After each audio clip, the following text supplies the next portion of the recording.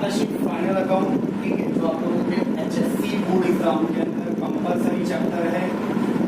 Question reduction के बाद में भी ये जो आप लोगों को आने वाला है चैप्टर सिंपल और इजीएस्ट चैप्टर में से एक है, बट ये कि थोड़ी सी लेंथ ज्यादा होगी।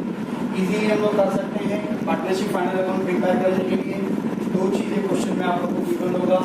फर्स्ट आप लोगों को गिवन होता है trial balance, okay, and second चीज क्या दिया जाएगा, एडजस्टमेंट। ट्रायल बैलेंस एक टेबल फॉर्मेट में आपको दिया जाएगा। टेबल में कुछ आइटम, एसेट्स, इनकम, एक्सपेंस जो दिया जाएगा आप लोगों ने 11th स्टैंडर्ड में ऑलरेडी पढ़ा हुआ है, ओके। और सम एडजस्टमेंट, यहाँ पे आप लोगों को कुछ एडजस्टमेंट दिए रहेंगे आप लोगों के 1 2 4 5 है ना। एडजस्टमेंट जो दिया रहेगा आप लोगों को 1 2 6, ठीक है, 1 to 6 के बीच में आपको एडजस्टमेंट दिया रहेगा, चाहे 4 एडजस्टमेंट दे, 5 एडजस्टमेंट दे, वो depend upon the length of the question, okay.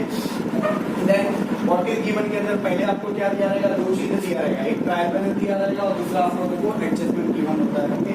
After that what is to be prepared, prepare क्या करना है आप लोगों को, फेयर जो आप लोगों को अकाउंट प्रिपेयर करना पड़ेगा। First account is trading account, second is profit and loss account, third is partners capital account and fourth one is balance sheet, okay. ये सारी चीजें आप लोगों ने रफली 11th स्टैंडर्ड में पढ़ाई है कि ट्रेडिंग क्या होता है, पीरियड क्या होता है, पार्टनर्स कैपिटल क्या होता है और बैलेंस शीट क्या होता है, ठीक है। अब मैं यहाँ पे इसको इलैबोरेट करके बता दूं कि भाई ट्रेडिंग के अंदर क्या क्या चीजें लिखना है आपको। सिंपल फॉर्मेट, पहले रफ फॉर्मेट हम लोग बना रहे हैं। ट्रेडिंग अकाउंट का सिंपल सा फॉर्मेट होता है debit side and credit side, that means particular amount, particular, ठीक है। Compulsory things in trading account, first of all to opening stock, जो भी अमाउंट गिवन होगा आप लोगों को सम के अंदर। Next to purchases, less subtract this return, okay, then buy sales, less return and buy closing stock, okay। ये सारी चीजें जो है आइटम आप लोगों का सम के अंदर यूज होने वाला है, तो ये आप लोगों को फॉर्मेटिंग के अंदर पहले से ही लिख के रख देना है। परचेज का अमाउंट कितना है, परचेज रिटर्न का कितना है, सेल्स कितना दिया हुआ है, सेल रिटर्न कितना दिया और क्लोजिंग स्टॉक, ठीक है। सारे अमाउंट आप लोग को आएगा, बट जब फॉर्मेट आप लोग प्रिपेयर करेंगे तो फॉर्मेट के अंदर ये सारी चीजें हम लोगों को यूज करने के, ओके। आफ्टर दैट तो यहाँ पे आप लोग का ओपनिंग स्टॉक का जो अमाउंट दिया रहेगा वो आपको लिखना है, परचेसेस का अमाउंट लिखना है, लेस रिटर्न, जितना भी रिटर्न दिया वो माइनस कर आउटर कॉलम में लिखना है। आफ्टर दैट सेल्स का अमाउंट लेना है आप लोगों को, लेस क्या करना है, रिटर्न, सेल्स में से रिटर्न माइनस करेंगे तो नेट सेल मिल जाएगा हम लोग को, ठीक है। क्रेडिट में आपको क्लोजिंग स्टॉक लिखना है। आफ्टर दैट डेबिट में क्या क्या चीज लिखना है, to all manufacturing expenses, manufacturing expenses, ठीक है। मैन्युफैक्चर के रिलेटेड जो भी आपको एक्सपेंस दिखाई दे रहे हैं, यानी कि मैन्युफैक्चरिंग के रिलेटेड जो भी चीजें लग रही है आपको कि भाई वो एक्सपेंसेस मैन्युफैक्चर के, वो आपको यहाँ पर लिखना है। नेक्स्ट आप लोग को एक और चीज लिखना है, क्या लिखना है, फैक्ट्री रिलेटेड एक्सपेंसेस। फैक्ट्री के रिलेटेड जो भी आपको एक्सपेंसेस दिया, that means factory related expense के अंदर आएगा फैक्ट्री रेंट हो गया, फैक्ट्री लाइट बिल हो गया, फैक्ट्री हीटिंग हो गया, फैक्ट्री के जो भी एक्सपेंसेस लग रहे हैं, यानी कि जो आपको एक्सपेंस लग रहे हैं कि भाई कहां से कहां तक फैक्ट्री के रिलेटेड होते हैं। दैट मीन इन शॉर्ट अगर मैं बनाऊं, रॉ मटेरियल से लेकर माल फिनिश गुड्स बनने तक के जो भी खर्चे होंगे, सारे खर्चे कहां पे लिखना है आपको, ट्रेडिंग अकाउंट के डेबिट में। तो माल बनाने के जो भी खर्चे हैं सबके सब कहां पे लिखना है आपको, ट्रेडिंग के डेबिट में। अब माल बनाने के लिए हम लोगों को वेजेस लगेगा, माल बनाने के लिए हम लोग को रॉ मटेरियल परचेज करने के लिए कैरेज लग जाएगा, ट्रांसपोर्टेशन चार्जेस लगेगा, वो सारी चीजें आपको कहां पे लिखना है, ट्रेडिंग के डेबिट में।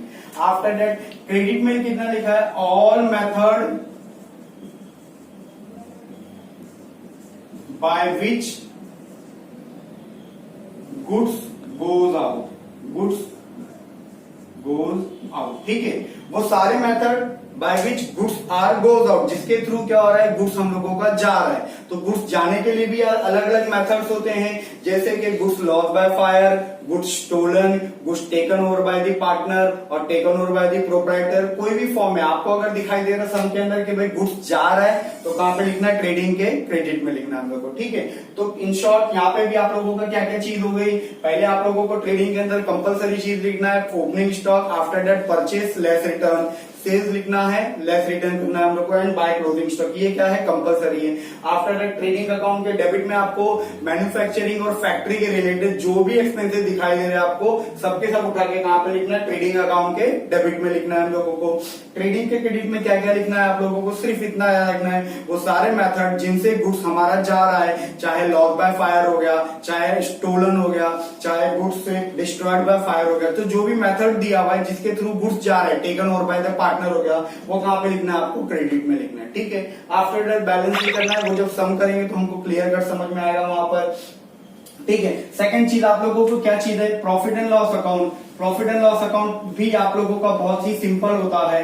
प्रॉफिट एंड लॉस के अंदर भी कॉलम आप लोग का सेम बनेगा, पर्टिकुलर अमाउंट, पर्टिकुलर अमाउंट, ठीक है। अब डेबिट साइड के अंदर यहाँ पे प्रॉफिट एंड लॉस के डेबिट में आपको क्या चीजें लिखना है, ऑफिस एक्सपेंसेस, याद रखेंगे, ऑफिस एक्सपेंसेस और ऑफिस रिलेटेड एक्सपेंसेस, वो सारे एक्सपेंसेस जो आपको लग रहे हैं कि ऑफिस के हैं। अब ऑफिस के एक्सपेंसेस में क्या होंगे, ऑफिस रेंट हो गया, ऑफिस मेंटेनेंस हो गया, ऑफिस का स्टेशनरी हो गया, ऑफिस के स्टाफ की सैलरी हो गया, यानी कि वो सारे एक्सपेंसेस जिसको पढ़ के आपको ऐसा लग रहा है कि ऑफिस के रिलेटेड है, उसको कहां पे लिखना है आपको, प्रॉफिट एंड लॉस के डेबिट में लिखना है हम लोगों को। Then to selling expenses, selling expenses को भी आपको यहां पर इंक्लूड करना है। सेलिंग एक्सपेंसेस मींस व्हाट, वो सारे एक्सपेंसेस जो सेल्स के रिलेटेड होंगे, जो हमको गुड्स को सेल करने के लिए पे करना पड़ता है। अब वो कौन कौन से एक्सपेंस होते हैं जिनको हम लोगों को सेल करने के लिए खर्चा करना पड़ता है। एग्जाम्पल एडमिनिस्ट्रेटिव एक्सपेंसेस हो गया, ठीक है, जो सेलिंग एक्सपेंसेस के अंदर सेलिंग एक्सपेंसेस हो गया, एडवर्टाइजमेंट हो गया आप लोगों का, सेल्स प्रमोशन हो गया हम लोग का, salary paid to sales staff हो गया हम लोगों का, या प्रमोटर्स हो गया। तो ये सारे खर्चे जिनसे आपको लग रहा है कि भाई ये खर्चे हमको सेल करने के लिए करने पड़ रहे हैं, तो वो कहां पे लिखना है हमको, प्रॉफिट एंड लॉस के डेबिट में लिखना है, ठीक है। Then to financial expenses, okay. Financial expenses के अंदर भी आपको क्या लिखना है, वो सारे एक्सपेंसेस जो किसके रिलेटेड होते हैं, फाइनेंस के रिलेटेड। दैट मीन्स इंटरेस्ट हो गया, ओके, चार्जेस हो गया, बैंक चार्जेस वगैरह जो दिया वो आपको पीएनएल के डेबिट में लिखना है, और कोई भी इंटरेस्ट दिया, चाहे इंटरेस्ट ऑन लोन दिया है, इंटरेस्ट ऑन डिबेंचर दिया है, और एनी अदर इंटरेस्ट, वो सब के सब आपको कहां पे लिखना है, प्रॉफिट एंड लॉस के डेबिट में लिखना है, ठीक है। तो प्रॉफिट एंड लॉस के डेबिट के अंदर आप लोगों को ऑफिस के रिलेटेड, सेलिंग के रिलेटेड और फाइनेंस के रिलेटेड जितने भी खर्चे हैं वो सबको कहां पर उठा के लिखना है हमको, पीएनएल के डेबिट में लिखना है। इन शॉर्ट अगर मैं यहाँ पे बताऊं आप लोगों को, माल फिनिश गुड्स होने के बाद से लेकर माल सेल्स होने तक जितना भी खर्चा होता है, सारे खर्चे कहां पे लिखना पड़ता है हमको, प्रॉफिट एंड लॉस में। जैसे कि माल गोडाउन में बन के रेडी हो गया, वहां से लेकर कस्टमर के हाथ में आने तक ड्यूरिंग दैट पीरियड जितना भी खर्चा होता है, वो सारे खर्चे आपको कहां पे लिखने पड़ते हैं, प्रॉफिट एंड लॉस के डेबिट में। अब माल बनने के बाद में आप खुद आइडेंटिफाई कर सकते हैं क्या क्या खर्चा होगा। माल बन के रेडी हो गया तो वहां से माल आएगा शोरूम तक के, तो ट्रांसपोर्ट कॉस्ट हो जाएगा, ठीक है। उसके बाद में शोरूम में आने के बाद में उसको पैकेजिंग करने का खर्चा, वो प्रॉफिट एंड लॉस में आ जाएगा।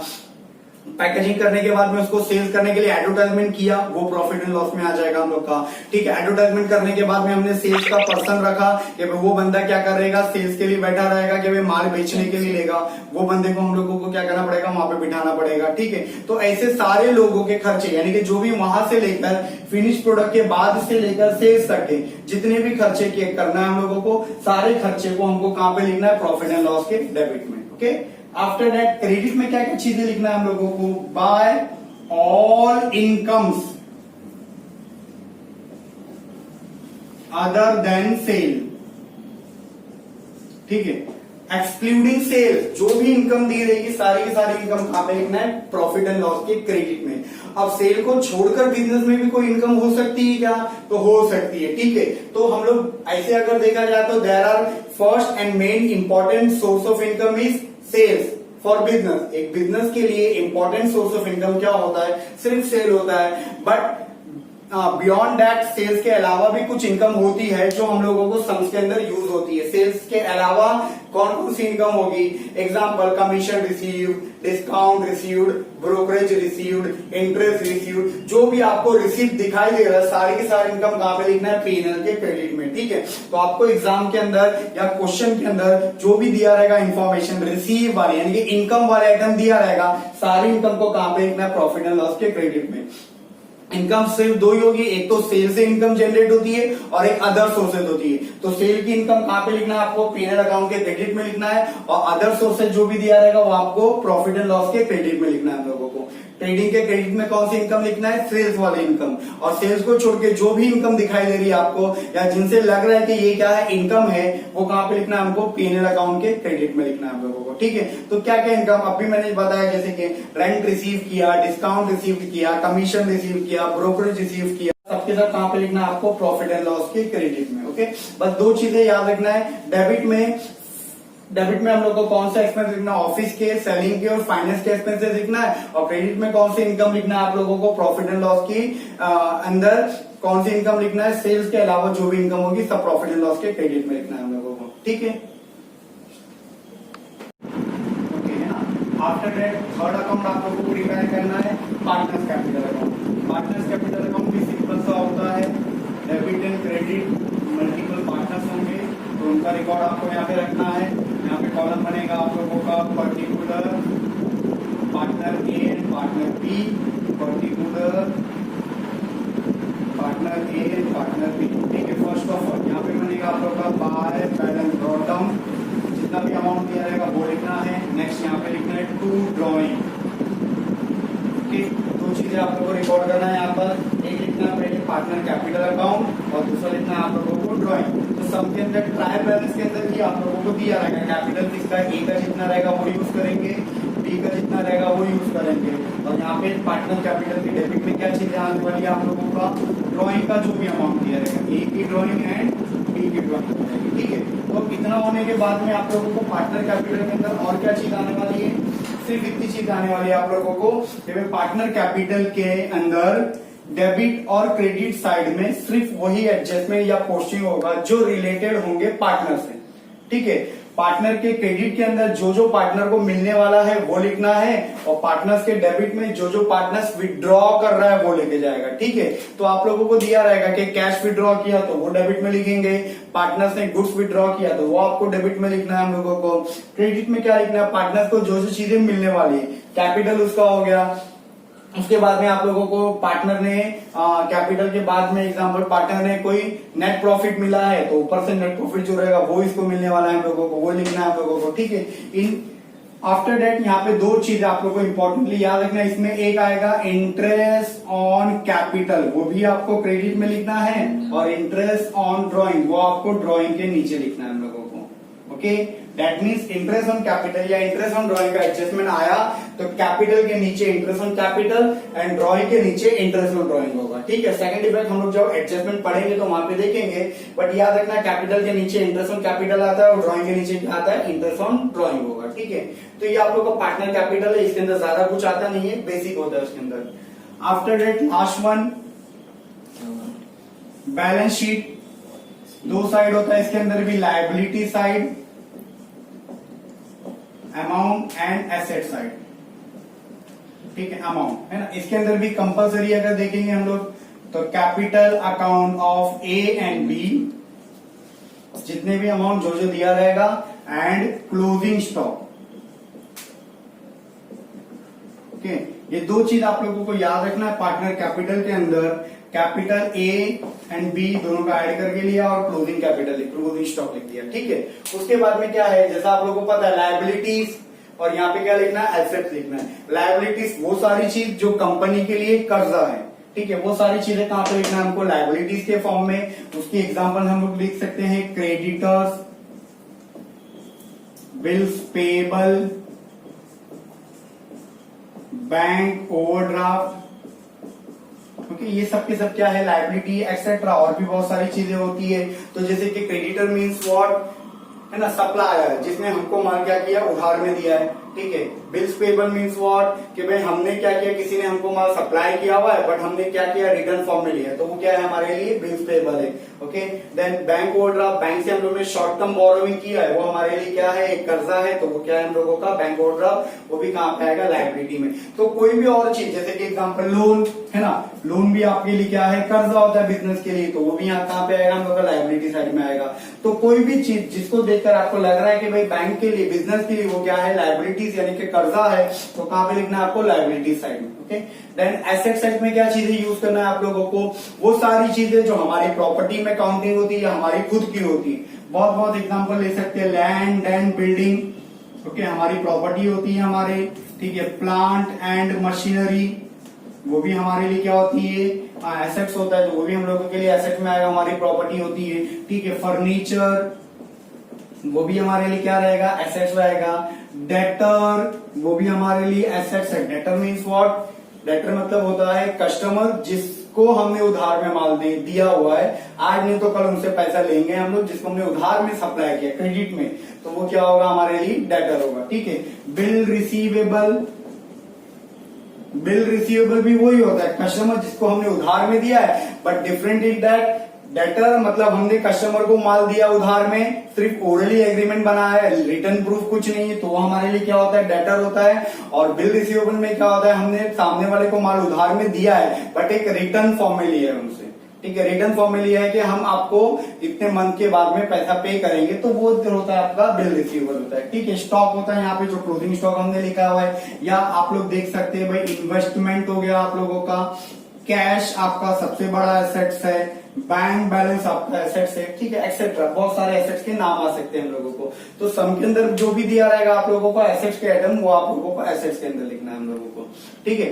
फाइनल अकाउंट के अंदर आप लोगों को टोटल जितने भी मार्क्स का सम आता है, 12 मार्क्स का सम आएगा आप लोग को, तो 8 मार्क्स आप लोगों को किसमें मिलेंगे, इसी के ऊपर मिलेंगे, पोस्टिंग में मिलेंगे। तो पोस्टिंग आपको ट्रांसफर करना, एट राइट प्लेस में ट्रांसफर करना बहुत इंपॉर्टेंट होगा।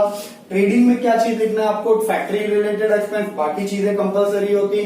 क्रेडिट साइड में क्या लिखना है आप लोगों को, all method by which goods are goes out. PNL account के डेबिट में लिखना है आपको office expenses, selling expenses, financial expenses. And PNL के क्रेडिट साइड में आपको क्या लिखना, all incomes other than sale लिखना है। पार्टनर्स कैपिटल अकाउंट के अंदर क्या चीज लिखना है आपको, क्रेडिट में कैपिटल और उसके नीचे इंटरेस्ट ऑन कैपिटल, और डेबिट में ड्रॉइंग, उसके नीचे इंटरेस्ट ऑन ड्रॉइंग। और वो सारे एडजस्टमेंट जो पार्टनर के रिलेटेड है वो आपको किसमें लिखना है, पार्टनर्स कैपिटल अकाउंट के अंदर। एंड बैलेंस शीट के अंदर दो साइड होती है, लायबिलिटी एंड एसेट्स। लायबिलिटीज के अंदर जो जो कंपनी की लायबिलिटीज है, कर्जा है, वो सारी चीजें लिखना है। और ये साइड में आपको कौन सी क्या लिखना है, एसेट्स साइड लिखना है। एसेट्स के अंदर जितनी भी कंपनी की प्रॉपर्टी हो वो सारे के सारे आपको कहां पे लिखना है, एसेट साइड में लिखना आप लोगों को, ओके।